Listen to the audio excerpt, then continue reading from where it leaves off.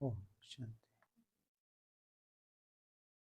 12/11/92। भविष्य विश्व राज तख्त का आधार, संगम युग का स्वराज। विश्व रचता बाप दादा अपने स्वराज अधिकारी बच्चों प्रति बोले।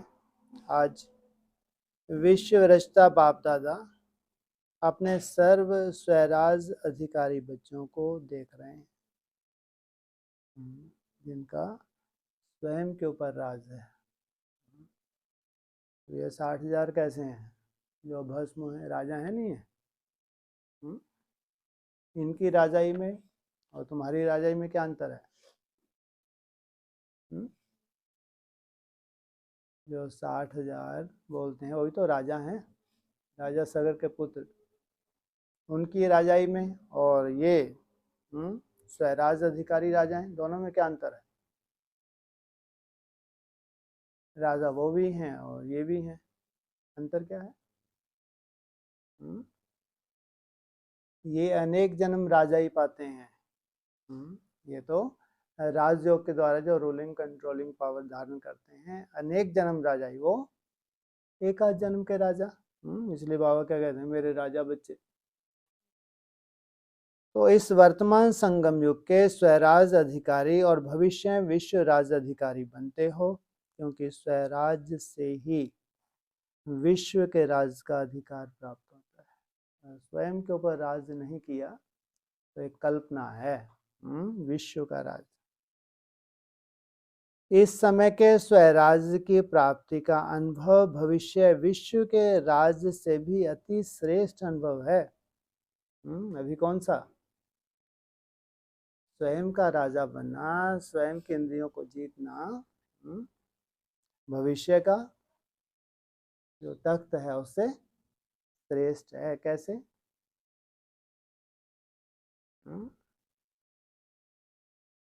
कैसे? भविष्य को कोई कमी है क्या? विश्व राज अधिकारी को क्या कमी है? और अभी का उससे श्रेष्ठ है। कैसे? आधार भविष्य का कौन सा है? भविष्य का आधार वर्तमान है। क्या है? भविष्य की जो भी रूपरेखा है, अभी पुरुषार्थ में उसकी प्रारब्ध है, वो तो तुम क्या करोगे? भोगोगे। लेकिन प्रारब्ध कहाँ बनाई? सारे ड्रामा के अंदर राज अधिकारी राज करते आते हैं। सबसे श्रेष्ठ पहला है स्वराज, जिसके आधार से आप स्वराज अधिकारी आत्माएं अनेक जन्म सतयुग त्रेता तक विश्व राज अधिकारी बनते हो। आधार है वर्तमान का हमारा जीवन।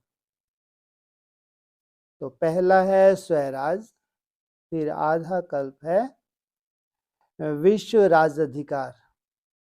द्वापर से लेकर राज तो होता ही है, लेकिन विश्व राज नहीं, स्टेट के राजा बनते हैं। अभी क्या होगा? पूरा भारत क्या होगा? एक विश्व होगा। सतयुग त्रेता तक क्या रहेगा? विश्व रहेगा। तो 3 प्रकार के राज्य सुनाए। सारे विश्व पर एक राज, वह सिर्फ सतयुग में ही होता है। तो 3 प्रकार के राज्य सुनाए। राज्य अर्थात सर्व अधिकार की प्राप्ति। सतयुग त्रेता की राजनीति, द्वापर की राजनीति और संगम युग की राजनीति, तीनों को अच्छी तरह से जानते हो। संगम युग की राजनीति अर्थात हर एक ब्राह्मण आत्मा स्वयं का राज अधिकार बनता है, स्वयं का राज अधिकारी बनता है। हर एक राजयोगी है, सभी राजयोगी हो या प्रजा योगी हो, राजयोगी हो ना। सबके लिए बोलो, तुम सब क्या हो? राजयोगी हो ना? तो राजयोगी अर्थात राजा बनने वाले योगी। स्वराज अधिकारी आत्माओं की विशेष नीति है, जैसे राजा अपनी सेवा के साथियों को, प्रजा को जैसा जो ऑर्डर करते हैं उस ऑर्डर से उसी नीति प्रमाण साथी व प्रजा कार्य करते हैं। ऐसे आप स्वराज अधिकारी आत्माएं अपने योग की शक्ति द्वारा हर कर्म इंद्रियों को जैसा ऑर्डर करती हो वैसे हर कर्म इंद्रिय आपके ऑर्डर में चलती हैं। ना सिर्फ यह स्थूल शरीर की सर्व कर्म इंद्रियां, लेकिन मन बुद्धि संस्कार भी आप राज अधिकारी आत्मा के डायरेक्शन पर मान चलते हैं। जब चाहो जैसे चाहो वैसे मन अर्थात संकल्प शक्ति को वहां स्थित कर सकते हो। अर्थात मन बुद्धि संस्कार के भी राज अधिकारी, संस्कारों के वश नहीं, लेकिन संस्कारों को अपने वश में कर श्रेष्ठ नीति से कार्य में लगाते हो। श्रेष्ठ संस्कार प्रमाण संबंध संपर्क में आते हो। तो स्वराज की नीति है मन बुद्धि संस्कार और सर्व कर्म इंद्रियों के ऊपर स्व अर्थात आत्मा का अधिकार। पहले पहले मन बुद्धि के ऊपर और फिर सर्व कर्म इंद्रियां। अगर कोई कर्म इंद्रियां कभी आंख धोखा देती, कभी बोल धोखा देता, वाणी अर्थात मुख धोखा देता, संस्कार अपने कंट्रोल में नहीं रहते, तो उसको स्वराज अधिकारी नहीं कहेंगे, उसको कहेंगे स्वराज अधिकारी के पुरुषार्थी। एक है पुरुषार्थी, एक है स्वराज अधिकारी। क्या अंतर है? उन्होंने अधिकार प्राप्त कर लिया और वो प्राप्त करने के पुरुषार्थी हैं, अधिकारी नहीं लेकिन पुरुषार्थी। वास्तव में राज अधिकारी आत्मा को स्वपन में भी कोई कर्म इंद्रिय व मन बुद्धि संस्कार धोखा नहीं दे सकते, क्योंकि अधिकारी हैं। अधिकारी कभी अधीन नहीं हो सकता, अधीन है तो अधिकारी बनने के पुरुषार्थी हैं। तो आपने से पूछो पुरुषार्थी हो या अधिकारी हो?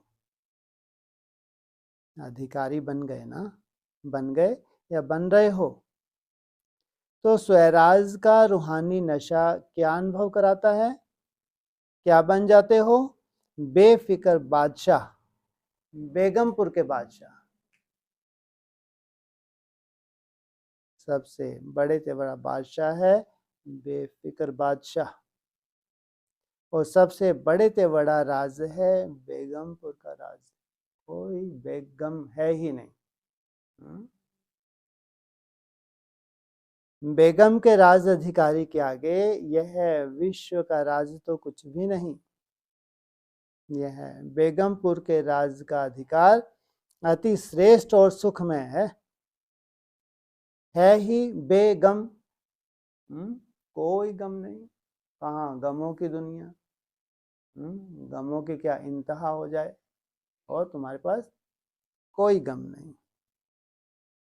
तो बेगमपुर का अनुभव है ना? या कभी कभी नीचे आ जाते हो? सदा रूहानी नशे में बेगमपुर के बादशाह हैं, इस अधिकार में रहो, नीचे नहीं आओ। देखो आजकल के राज में भी अगर कोई कुर्सी पर है तो उसका अधिकार है, कल कुर्सी से उतर आता तो उसका अधिकार नहीं रहता, साधारण बन जाता। तो आप भी स्वराज्य के नशे में रहते हो, अकाल तख्त नशीन रहते हो। सभी के पास तख्त है ना, तो तख्त को छोड़ते क्यों हो?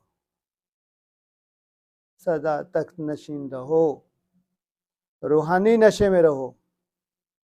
अकाल तख्त वह अमृतसर वाला अकाल तख्त नहीं, यह है अकाल तख्त। क्या? कौन सा नहीं? वो अमृत के सरोवर वाला, वो नहीं, यह है अकाल तख्त। वो है हद का और ये है बेहद का। यादगार किन में है?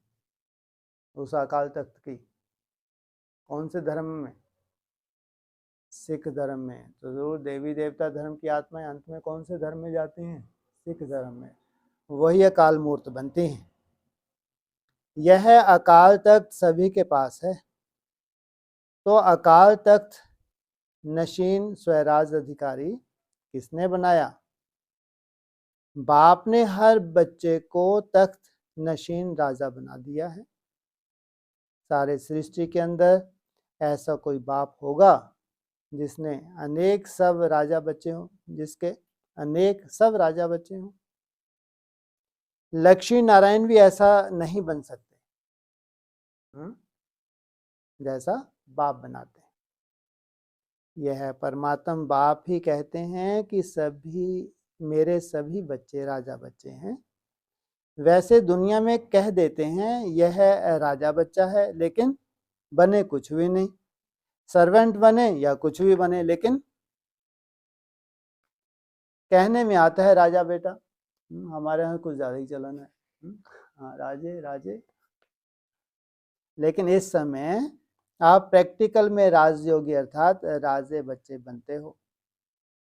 बाप को भी नशा है, बच्चों को भी नशा है। तो स्वराज की नीति क्या रही? स्व पर राज, हर कर्मेंद्र के ऊपर अधिकार हो। ऐसे नहीं कि देखना तो चाहते थे लेकिन देख लिया। आंखें खुली थी ना, इसलिए देखने में आ गया। कान को दरवाजा नहीं है, इसलिए कान में बात पड़ गई। लेकिन दो कान हैं, अगर ऐसी बात सुन भी लो तो निकालने का भी रास्ता है। इसलिए इस भारत में ही विशेष यह चित्र बापू की याद में बना हुआ है। ना बुरा देखो, ना बुरा सुनो, ना बुरा बोलो। यह 3 दिखाते हैं, आप 4 दिखाते हो। चौथा कौन सा? हाँ, ना बुरा सोचो। बुरा सोचो भी नहीं, क्योंकि पहले सोचना होता है, फिर बोलना होता है, फिर देखना होता है। इसलिए कंट्रोलिंग पावर, रूलिंग पावर रखो। राजा अर्थात रूलिंग पावर। राजा हो और रूलिंग पावर हो ही नहीं तो राजा कौन मानेगा? हाँ, अपनी कर्म इंद्रियों को चलाना ही नहीं आता। तो स्वराज अर्थात रूलिंग पावर और कंट्रोलिंग पावर। बाप दादा ने पहले भी सुनाया है कि कई बच्चे परखने में बहुत होशियार होते हैं। कोई भी गलती होती है तो नीति प्रमाण नहीं है, तो समझते हैं यह नहीं करना चाहिए, यह सत्य नहीं, यथार्थ नहीं है, अयथार्थ है, व्यर्थ है। लेकिन समझते हुए फिर भी करते रहते या कर लेते, इसको क्या कहेंगे? कौन सी पावर की कमी है? कंट्रोलिंग पावर नहीं। जैसे आजकल कार चलाते हैं, देख भी रहे हैं कि एक्सीडेंट होने की संभावना है। ब्रेक लगाने की कोशिश करते हैं, लेकिन ब्रेक लगे ही नहीं तो जरूर एक्सीडेंट होगा ना। ब्रेक है लेकिन पावरफुल नहीं है, और यहाँ के बजाय वहां लग गई तो भी क्या होगा? इतना समय तो परवश होगा ना, चाहते हुए भी नहीं कर पाते। ब्रेक लगा नहीं सकते, या ब्रेक पावरफुल ना होने के कारण ठीक लग नहीं सकती। चेक करो, जब ऊंची चढ़ाई पर जाते हैं तो क्या लिखा हुआ होता है? ब्रेक चेक करो। क्योंकि ब्रेक सेफ्टी का साधन है। तो कंट्रोलिंग पावर व ब्रेक लगाने का अर्थ यह नहीं कि लगाओ यहां और ब्रेक लगे वहां। टॉप बोला मैं आत्मा ज्योति स्वरूप हूं और ब्रेक लगने में ढेर सारा टाइम लग गया। कोई व्यर्थ को कंट्रोल करना चाहते हैं, समझते हैं यह रॉन्ग है, तो उसी समय रॉन्ग को राइट में परिवर्तन होना चाहिए। इसको कहा जाता है कंट्रोलिंग पावर।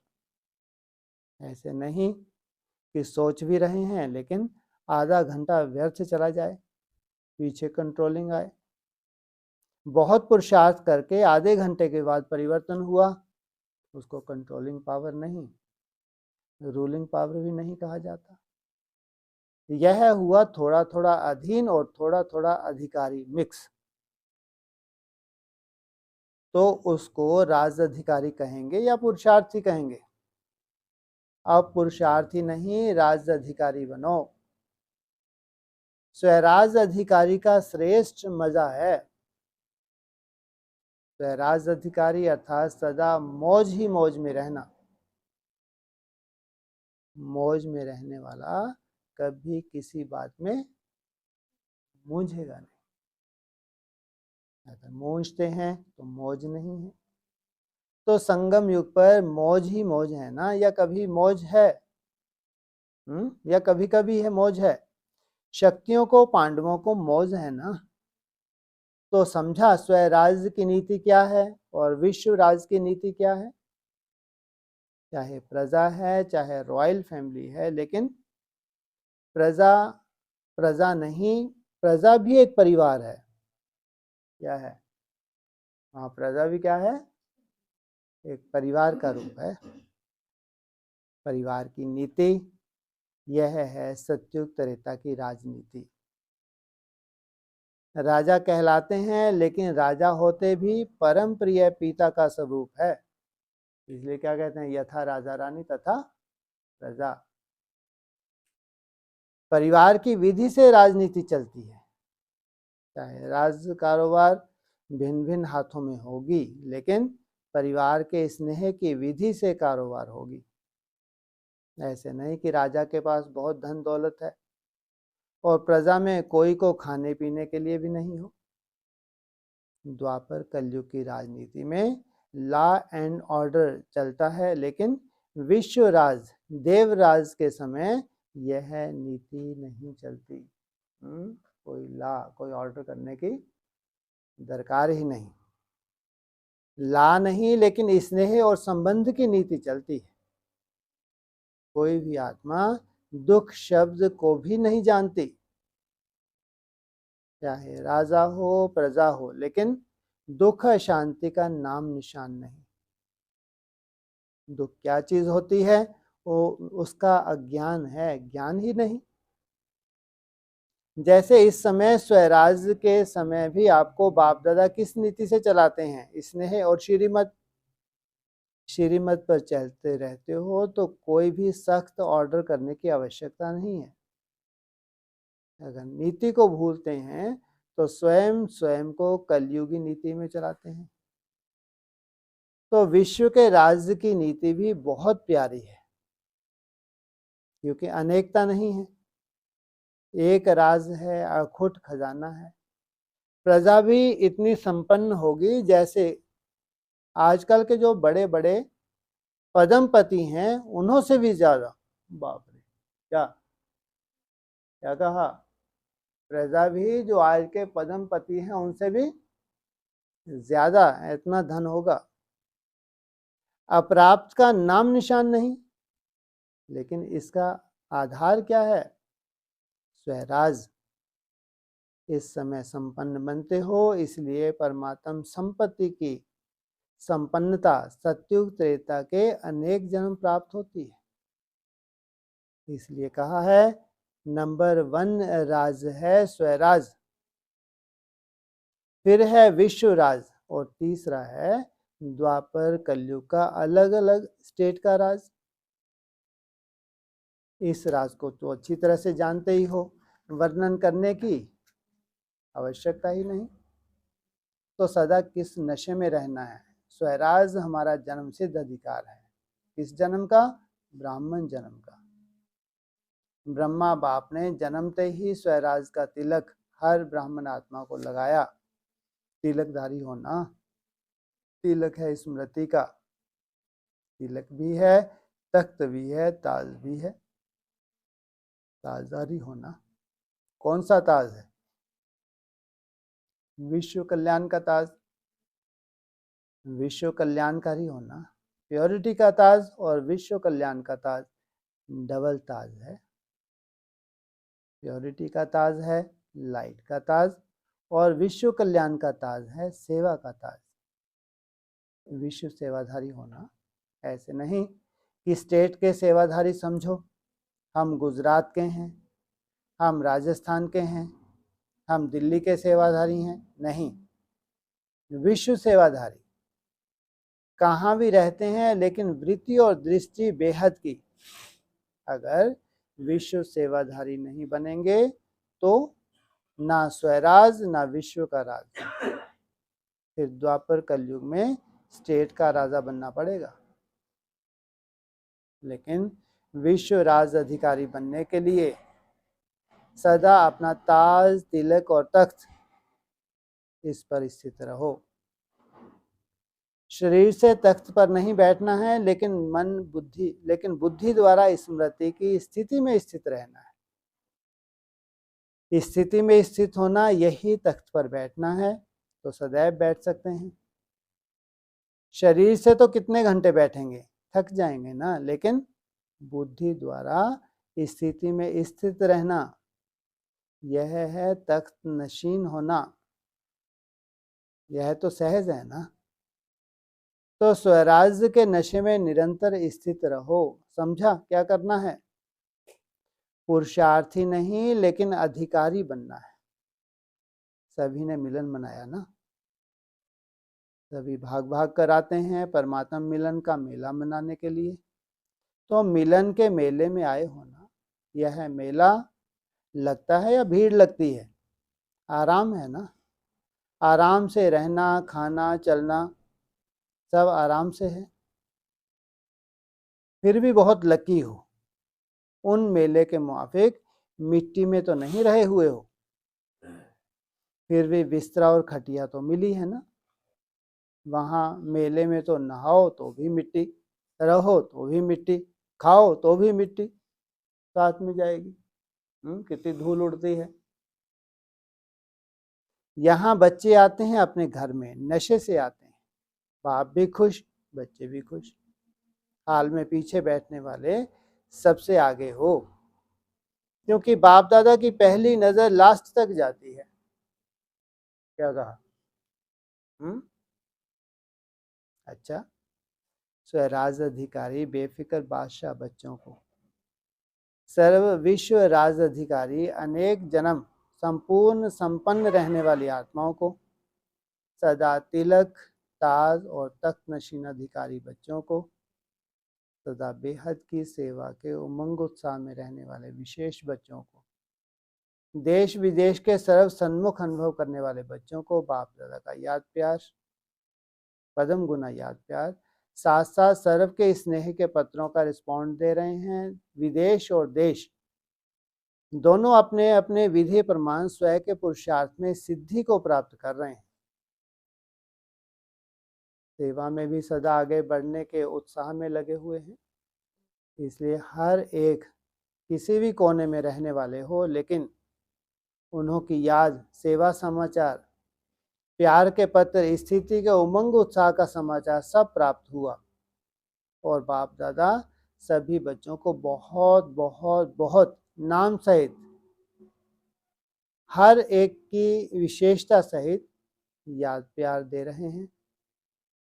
सदा इसी याद प्यार की पालना से पल रहे हो, उड़ रहे हो, और उड़ते उड़ते मंजिल पर पहुंचना ही है।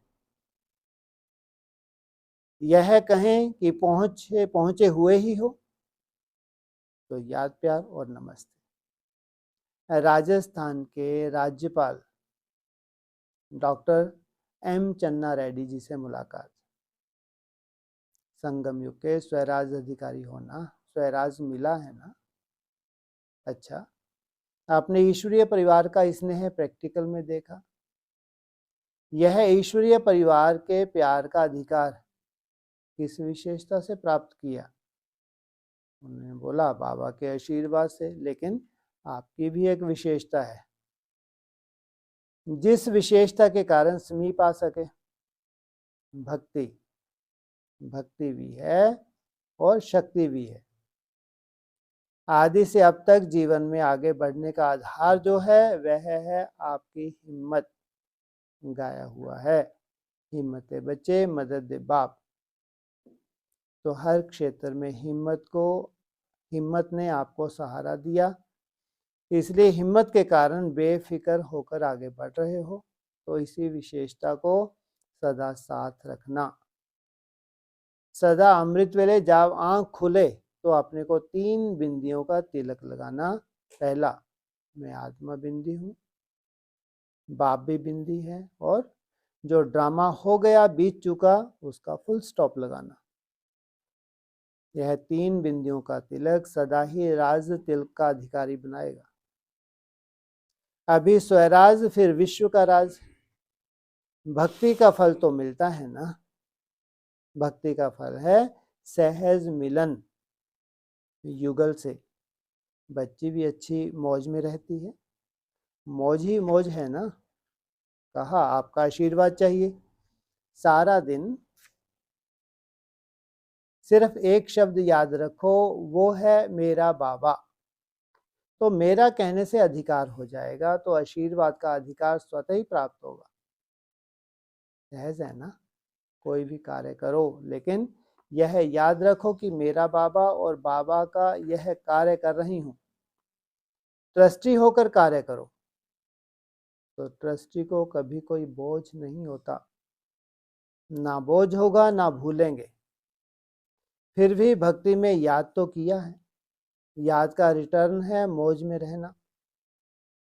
कृष्ण की भक्त है तो कृष्ण के राज में चलना है ना। तो अभी चलेंगी, ये सब आपको लेकर ही जाएंगे, कोई छोड़कर नहीं जाएंगे। फिर भी दोनों के अच्छे विचार हैं। अच्छा, अव्यक्त बाप दादा की पर्सनल मुलाकात। पहला ग्रुप, स्वयं स्थिति को ऐसा शक्तिशाली बनाओ जो परिस्थिति कभी नीचे ऊपर न कर सके। सदा अपने भाग्य के चमकते हुए सितारे को देखते रहो। भाग्य के सितारा कितना श्रेष्ठ चमक रहा है। सदा अपने भाग्य के गीत गाते रहते हो। क्या गीत है? वाह मेरा श्रेष्ठ भाग्य। यह गीत सदा बजता रहता है। ऑटोमेटिक है या मेहनत करनी पड़ती? ऑटोमेटिक है ना, क्योंकि भाग्य विधाता बाप अपना बन गया। तो जब भाग्य विधाता के बच्चे बन गए तो इससे बड़ा भाग्य और क्या होगा? स्वयं कौन अपना बन गया? भाग्य विधाता बाप। बस यही स्मृति सदा रहे कि भाग्य विधाता के बच्चे हैं। दुनिया वाले तो अपने भाग्य को वरदान लेने के लिए यहाँ वहाँ भटकते रहते, और आप सभी को घर बैठे भाग्य का खजाना मिल गया। मेहनत करने से छूट गए ना। तो मेहनत भी नहीं और प्राप्ति भी ज्यादा, इसको ही भाग्य कहा जाता है। जो बिना मेहनत के प्राप्त हो जाए। क्या? मेहनत भी नहीं और प्राप्ति भी ज्यादा। एक जन्म में 21 जन्म की प्राप्ति करना कितना श्रेष्ठ हुआ। और प्राप्ति भी अविनाशी और अखंड है, कोई खंडित नहीं कर सकता। माया भी सरेंडर हो जाती है, इसलिए अखंड रहता है। कोई लड़ाई करके विजय प्राप्त करना चाहे तो कर सकेगा, इसकी ताकत नहीं है। ऐसा अटल अखंड भाग्य पा लिया। स्थिति भी अभी ऐसी अटल बनाओ, कैसी भी परिस्थिति आए, लेकिन अपनी स्थिति को नीचे ऊपर नहीं करो। अविनाशी बाप है, अविनाशी प्राप्तियां हैं, तो स्थिति भी क्या रहनी चाहिए? अविनाशी चाहिए ना, तभी निर्विघ्न हो। या थोड़ा थोड़ा विघ्न आता है? विघ्न विनाशक गाए हुए है ना। कैसा भी विघ्न आए याद रखो, मैं विघ्न विनाशक आत्मा हूं। अपना यह टाइटल सदा याद है। जब मास्टर सर्वशक्तिवान है तो मास्टर सर्वशक्तिवान के आगे कितना भी बड़ा विघ्न कुछ भी नहीं है। जब कुछ है ही नहीं तो उसका प्रभाव क्या पड़ेगा? दूसरा, सदा खुश रहने के लिए अनेक मेरे को एक मेरे में परिवर्तन करो। सभी सदा खुश रहते हो। सदा खुश रहने का सहज पुरुषार्थ कौन सा है? याद। याद में भी क्या खास याद रखना है? मेरापन सहज कर देता है। मेरापन होता है तो मेरा सहज याद आता है। तो मेरे के अधिकार से याद करना ये है सहज विधि। क्या? मेरे का अधिकार, मेरापन। अगर खुशी कम होती है, कारण ही है कि मेरे के अधिकार से बाप को याद नहीं किया। याद में जो विघन डालता है वो है ही मेरापन। मेरा शरीर, मेरा संबंध, यही मेरापन विघन डालता है। इसलिए इस अनेक मेरे को एक मेरा बाबा में बदल दो। यही सहज विधि है, क्योंकि जीवन में सबसे बड़ी से बड़ी प्राप्ति है ही खुशी। अगर खुशी नहीं तो ब्राह्मण जीवन नहीं। ब्राह्मण जीवन का श्वास है खुशी, इसलिए सदा खुश रहो। बाप मिला, सब कुछ मिला। खुशी गायब तब होती है जब कोई अप्राप्ति होती है। तो ब्राह्मण अर्थात सब कुछ मिला। प्राप्ति की निशानी है खुशी। खुश रहने वाले भी हो और खुशी बांटने वाले भी। बांटेगा कौन? जिसके पास स्टॉक होगा। अपने लिए तो स्टॉक है, लेकिन दूसरों को बांटने के लिए इतना ही स्टॉक जमा हो। तो सदैव अपना स्टॉक चेक करो, इतना भरपूर है। ऐसे तो नहीं कि अंदर ही अंदर से स्टॉक खत्म कर ले और आप समझते रहें कि अभी स्टॉक है। माया अंदर क्या करे? तुम्हारे स्टॉक को धीरे धीरे खत्म कर दो, तुमको रहे कि अंदर है। जब कोई परिस्थिति आती है तो कहते हैं ना, पता नहीं मेरी खुशी कहाँ चली गई। क्यों चली गई? क्योंकि अंदर ही अंदर स्टॉक खत्म हो गया। तो सदैव ही अपना स्टॉक चेक करो कि भरपूर है, क्योंकि माया को भी ब्राह्मण आत्मा प्रिय लगती है। क्या?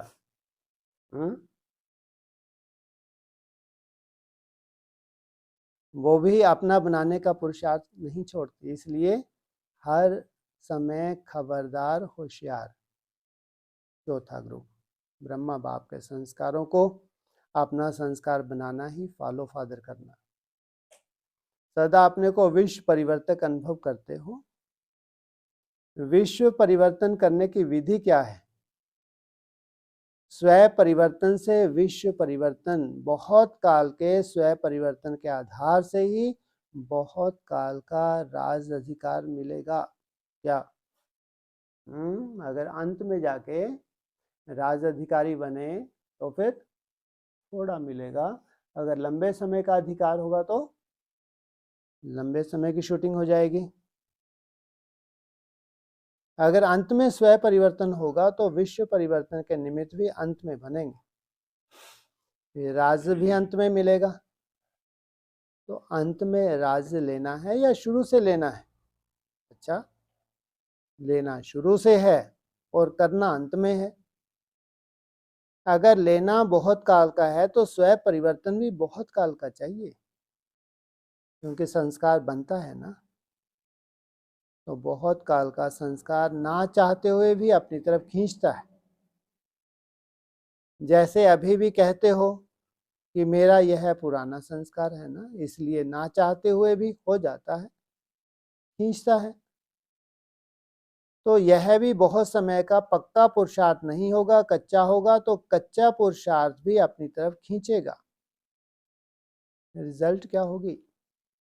फुल पास नहीं हो सकेंगे। इसलिए अभी से स्वयं परिवर्तन के संस्कार बनाओ, नेचुरल संस्कार बन जाएं। जो नेचुरल संस्कार होते हैं उनके लिए मेहनत नहीं करनी पड़ती। स्वयं परिवर्तन का विशेष संस्कार क्या है? जो ब्रह्मा बाप के संस्कार, वो बच्चों के संस्कार। तो ब्रह्मा बाप ने अपना संस्कार क्या बनाया?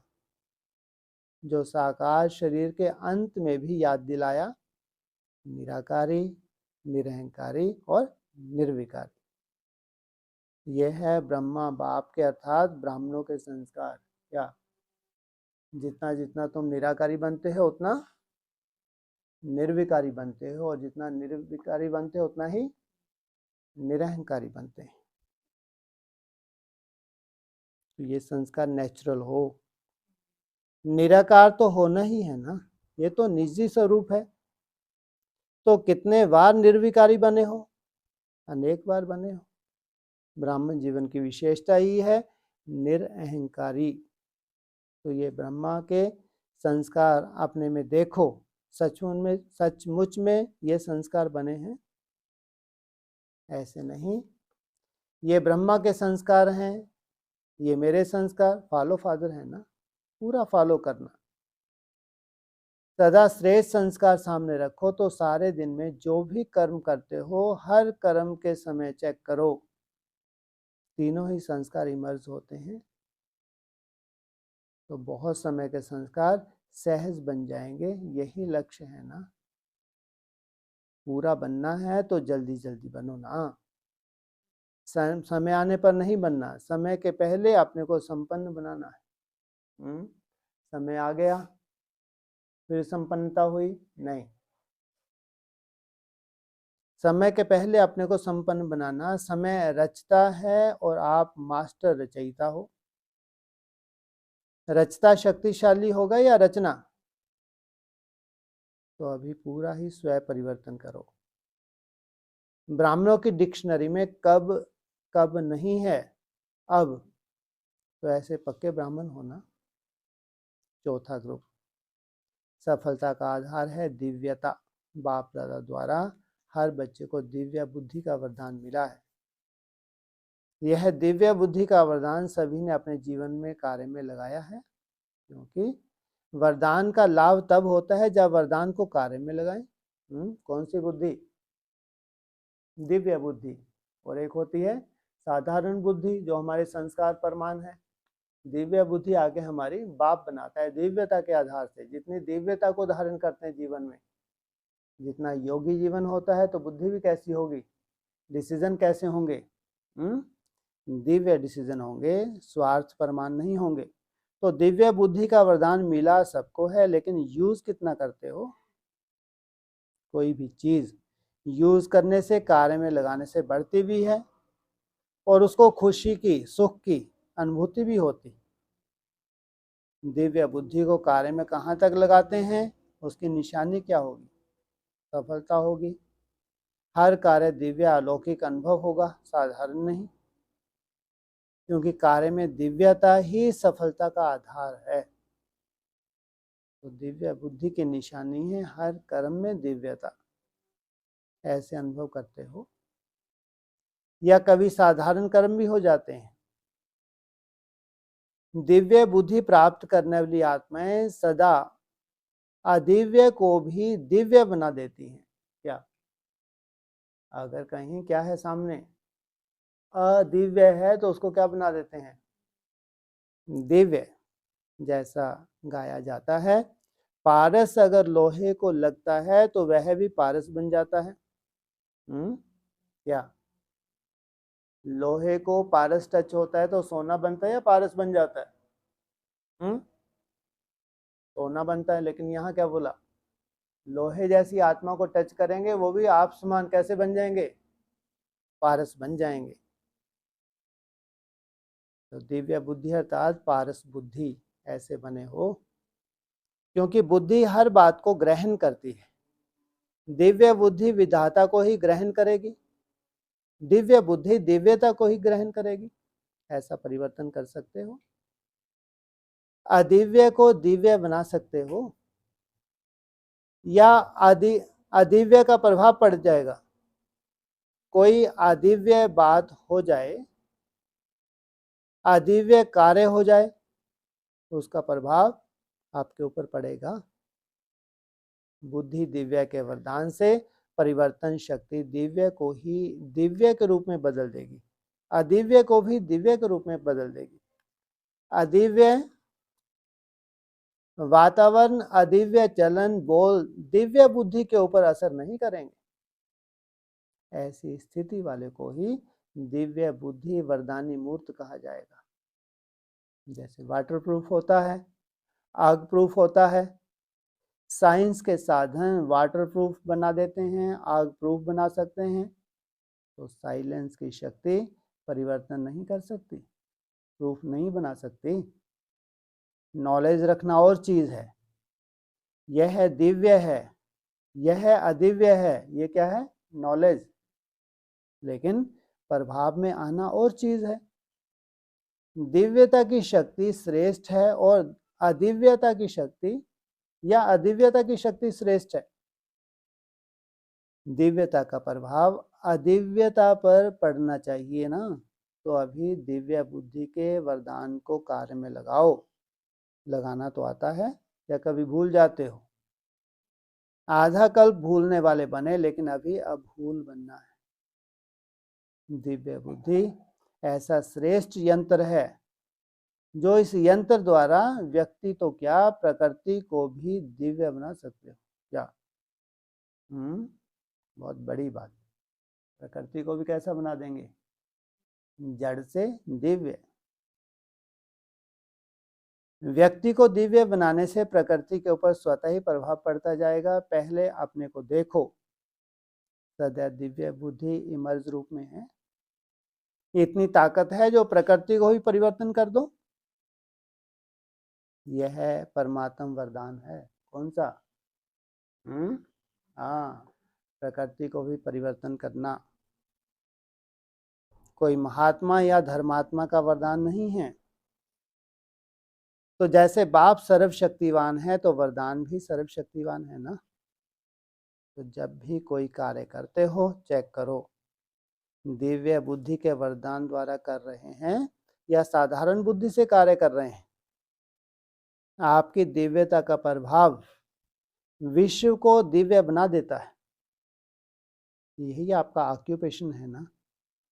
इंजीनियर हूँ, डॉक्टर हूँ, क्लर्क हूँ, फलाना हूँ, यह ऑक्यूपेशन तो शरीर निर्वाह के अर्थ है, लेकिन वास्तविक ऑक्यूपेशन है विश्व को परिवर्तन करना।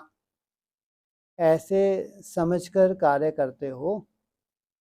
अगर वरदान को कार्य में लगाते हो तो वरदान की प्राप्ति सदा सहज अनुभव कराएगी। वरदान में मेहनत नहीं करनी पड़ती।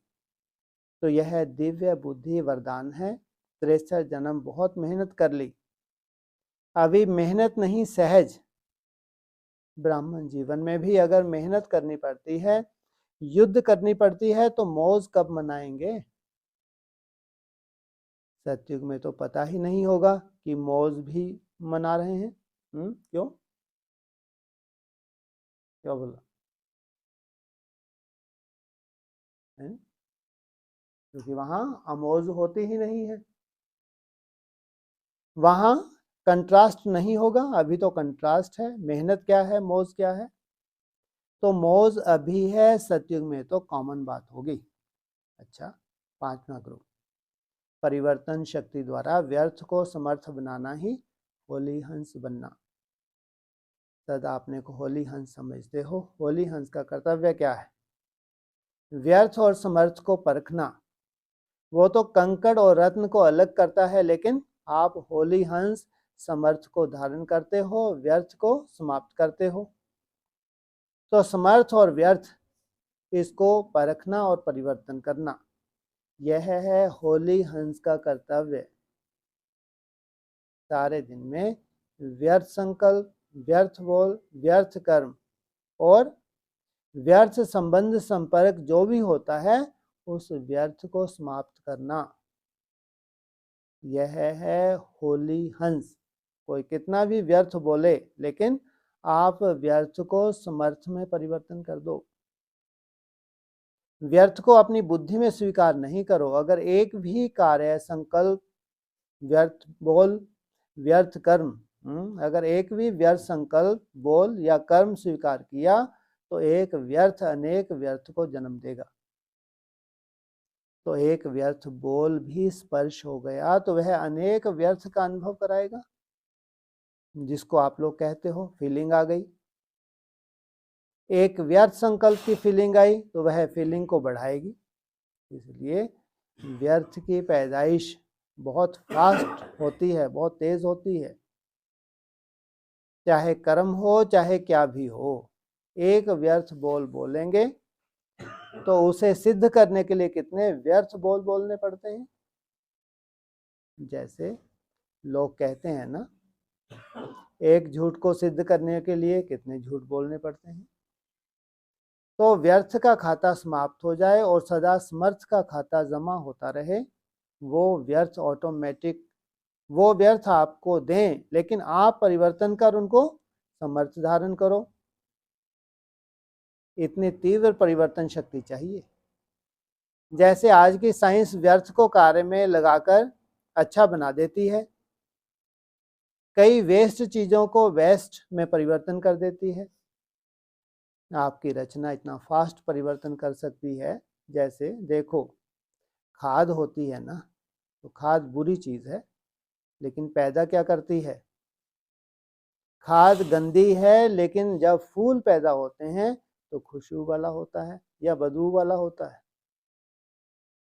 तो खाद में परिवर्तन करने की शक्ति है ना। क्या है? क्या है खाद में? तो तुम्हारे पास कौन सी खाद है? सत्युग में कौन सी खाद पड़ी? क्या खाद की बात है? शांति की खाद पड़ी, त्रेता युग आया, फिर कॉपर, फिर खाद पड़ती गई। तो ये खाद, खाद क्या है? खाद क्या है ये? क्या बोला?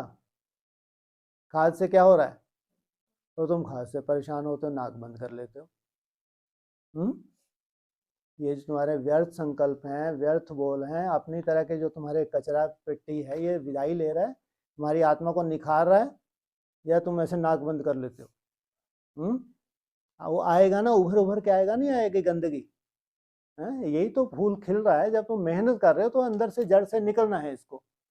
जितनी भी खाद है उसको जड़ से निकलना है। तो जितना भी, चाहे व्यर्थ के रूप में चाहे नेगेटिविटी के रूप में आ रहा है, लेकिन तुम लगातार खिलने की कोशिश कर रहे हो, वो फूल खिलेगा नहीं खिलेगा। किसकी वजह से खिल रहा है? खाद की वजह से। खुश हो जाना चाहिए। जितनी खाद है उतना ही समझो बहुत जल्दी खुशबूदार बनने वाले हैं। स्वयं कैसे भी हैं, लेकिन पैदा क्या करती है? फल फूल सब्जियां। तो आपकी रचना में कितनी शक्ति है? तो आपके पास उससे ज्यादा शक्ति है ना। वो गाली दे और आप उसको फूल बनाकर धारण करो। क्या उसने क्या दी? गाली। आप उसको फूल बनाकर धारण करो।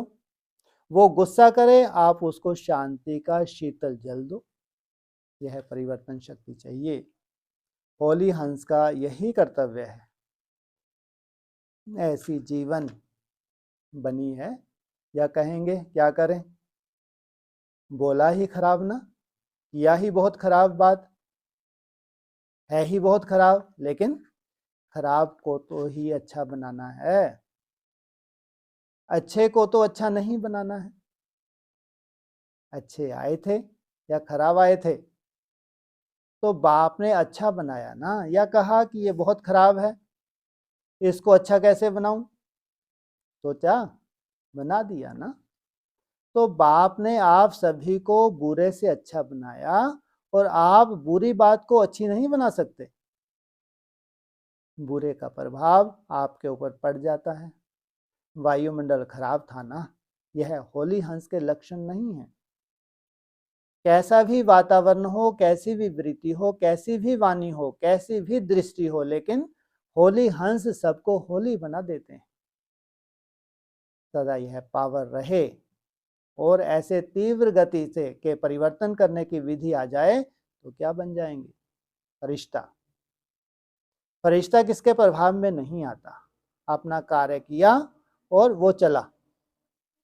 फरिश्ता कभी किसी विघन के वश नहीं होता, ना विघन के ना व्यक्ति के।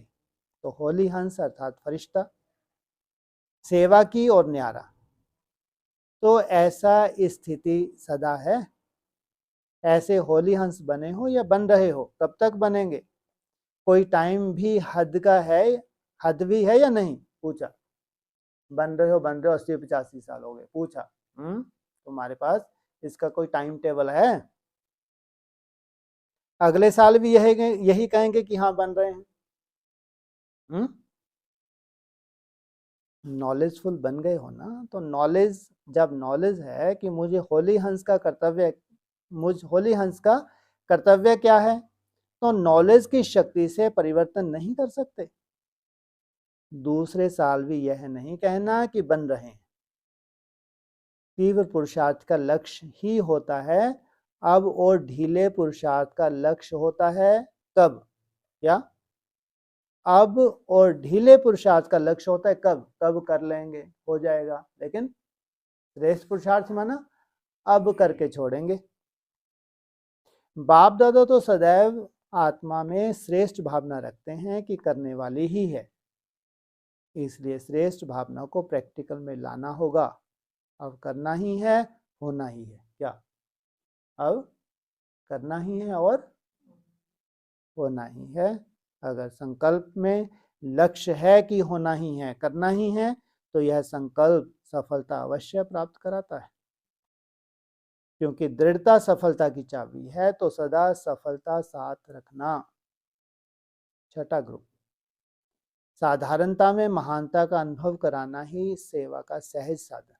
सबसे साहूकार से साहूकार कौन? जो समझते हैं कि सारे चक्र के अंदर साहूकार से साहूकार हम आत्मा हैं, वे हाथ उठाओ। किसमें साहूकार हो? कितने प्रकार के धन मिले हैं, वो लिस्ट याद रहती है।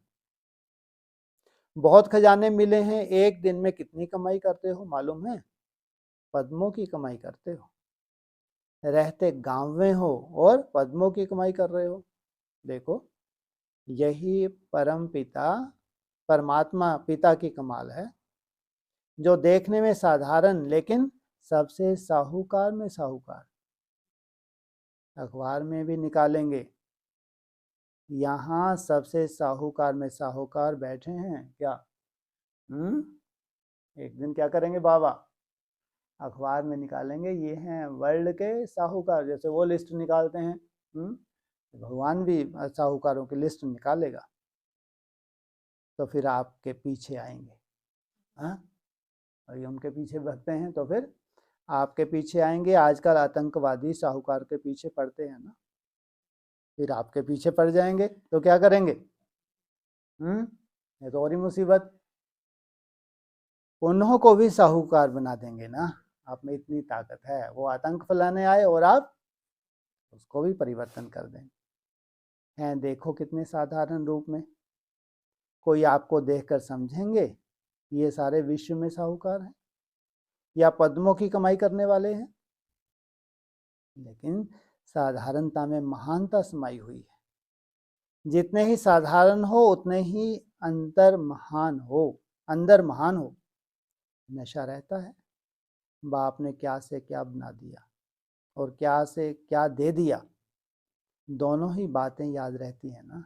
तो अखबार में निकालेंगे, रिचेस्ट इन दी वर्ल्ड, विश्व में सबसे अधिक धनवान, आदमी में भी निकाला था, रिचेस्ट इन दी वर्ल्ड। और देखो, खजाना भी ऐसा है जिसको ना चोर लूट सकता है, ना आग जला सकती है, ना पानी डुबो सकता है। ऐसा खजाना बाप ने दिया। अविनाशी खजाना है ना। अविनाशी खजाना कोई विनाश कर नहीं सकता। और कितना सहज मिला है, इतना कि जितना खजाना है उसके अंतर में मेहनत भी है, कुछ त्याग किया या भाग्य मिला? त्याग भी किया तो बुराई का किया ना। बुराई छोड़ना भी कोई छोड़ना हुआ क्या? दुनिया कहती है त्याग किया और आप कहते हो भाग्य मिला। क्या? बुराई को छोड़ना भी भाई कोई छोड़ना है क्या? कचरे को छोड़ा और क्या पाया?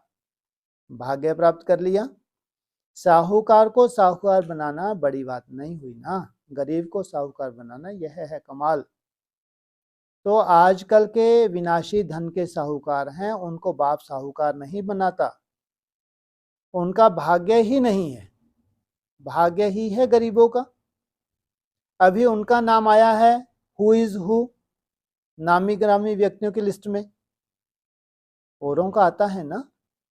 और बाप की डिक्शनरी में हु इज हु में आपका नाम है। भगवान का बुक ही न्यारा है, उनकी अपनी बुक, अपने बच्चों के नाम। धरती और आकाश को माप लो, उससे भी ज्यादा खुशी है ना, बेअंत है ना। आकाश धरती तो हद की हो जाएगी ना, आपकी तो उससे भी बेहद है, बेहद के मालिक बन गए हो ना। जब बाप भी बेहद का बाप है तो प्राप्ति भी बेहद ही कराएगा। क्या याद रहता है? बेहद का बाप मिला, बेहद का राजभाग मिला, बेहद का खजाना मिला, है नशा। हर कर्म में यह रूहानी नशा अनुभव होना चाहिए, स्वयं को भी औरों को भी, चाहे वे समझे नहीं समझे। इतना तो कहेंगे ना कि ये खुशी मौज में रहते हैं। यह तो अनुभव करा सकते हो ना, जैसे मधुबन में आते हैं तो अनजान भी है, लेकिन क्या अनुभव करते हैं? यहाँ का वातावरण, यहाँ की आत्माएं खुश रहने वाली हैं, वायुमंडल में खुशी है, यह तो अनुभव करते हैं ना। तो ऐसे आप सबके संबंध संपर्क में अनुभव करें कि ये अलौकिक आत्माएं हैं, भरपूर आत्माएं हैं, ऐसा अनुभव करते हैं। चाहे देह अभिमान के कारण नहीं कहें, लेकिन अंदर से तो जानते हैं ना, क्योंकि अगर बाहर से उनको कहें तो खुद भी बनना पड़ेगा ना, इसलिए कहेंगे नहीं, लेकिन अंदर से महसूस जरूर होगा। तो ऐसी श्रेष्ठ आत्माएं हो, इसलिए गायन है, अगर अतीन्द्रिय सुख पूछना हो तो आपसे पूछें। देखो भगवान की पसंदगी क्या है? जिसको कोई पसंद नहीं करता उसको बाप पसंद करते हैं। दुनिया में जिनको कोई पसंद नहीं करता, बाप की नजर किसके ऊपर गई? आप लोगों के ऊपर, इतने नामी ग्रामी लोगों पर नजर नहीं गई। कहते हैं ना, तुम्हारी गत मत तुम ही जानो, और कोई नहीं जानता। तो नशा है ना कि परमात्मा ने हमको पसंद किया। डबल विदेशी नशे में रहते हैं, भारतवासियों को तो भारत में ही आकर चुना, लेकिन डबल विदेशियों को कहां से चुना? इतना दूर से बाप ने हमको चुना, तो डबल नशा है ना। जैसे आत्मा और शरीर साथ साथ और सदा साथ हैं, ऐसे है नशा आत्मा के सदा साथ है। तो ऐसे नशे में रहने वाली श्रेष्ठ श्रेष्ठ आत्माएं, सदा खुशी में नाचने वाले, कोई प्राप्ति होती है तो खुशी में नाचते हैं। आपको तो हर कदम में प्राप्तियां ही प्राप्तियां हैं। इतनी प्राप्ति है जो दिल कहता है कि अप्राप्त कोई वस्तु नहीं परमात्म खजाने में। इस समय का यही गीत है, ब्राह्मणों के खजाने में सर्व प्राप्तियां हैं। अच्छा, ओम शांति।